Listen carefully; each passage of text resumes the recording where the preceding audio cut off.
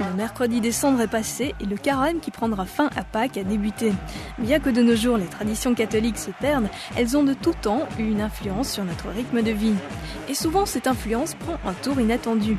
Le carnaval par exemple est une fête issue de la tradition religieuse catholique. Ses réjouissances exubérantes étaient en quelque sorte une dernière explosion avant le sobre carême. Le mot carnaval vient du latin carnelevare, ce qui signifie enlève la chair.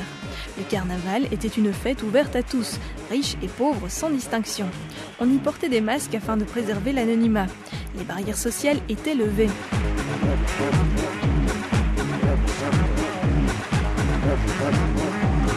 Le carnaval est donc une fête séculaire qui s'est perpétuée jusqu'à nos jours. Et on le célèbre comme jamais auparavant un peu partout dans le monde, toujours plus exubérant, toujours plus grand. Dans le sud de la France, par exemple, à Nice, les festivités durent plus d'un mois. Et comme vous pouvez le constater, la fête bat son plein. Chaque année, quelques 15 000 personnes débarquent à Nice en vue de prendre part à un carnaval haut en couleurs.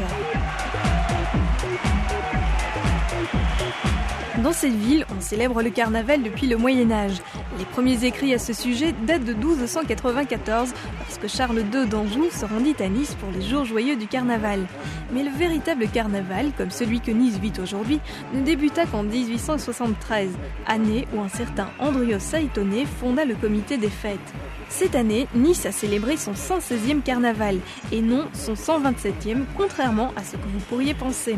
En effet, officiellement, aucun carnaval n'a eu lieu au cours de la Première et de la Seconde Guerre mondiale, ainsi qu'en 1991 en raison de la guerre du Golfe.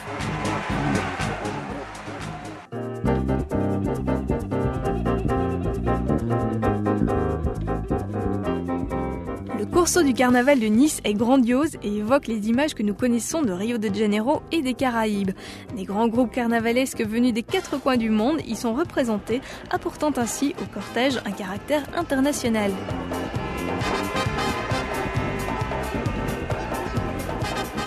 Des artistes venus du monde entier travaillent des mois durant à la construction des chars. Comme partout dans le monde, le carnaval de Nice possède sa propre identité, avec des personnages récurrents inspirés de l'histoire de Nice. Ainsi, il y a la Ratapigna, une chauve-souris.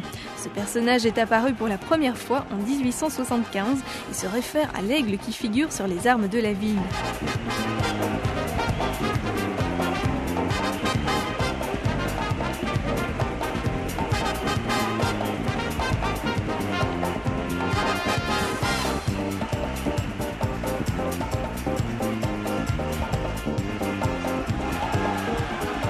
Gargantua, le géant de l'écrivain français Rabelais, est également fidèle au cortège.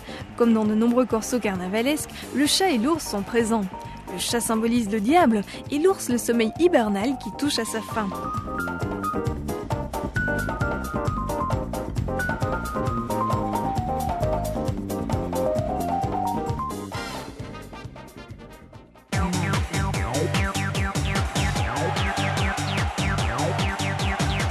Il va sans dire que le carnaval est une fête riche en traditions où tradition n'est en aucun cas synonyme de vieillot. Cette année, le thème du carnaval était roidesodyssées.com, un titre sous forme d'adresse internet qui marque l'intention de jeter un pont entre le passé et l'avenir. Notons au passage que les illuminations de Nice sont uniques au monde.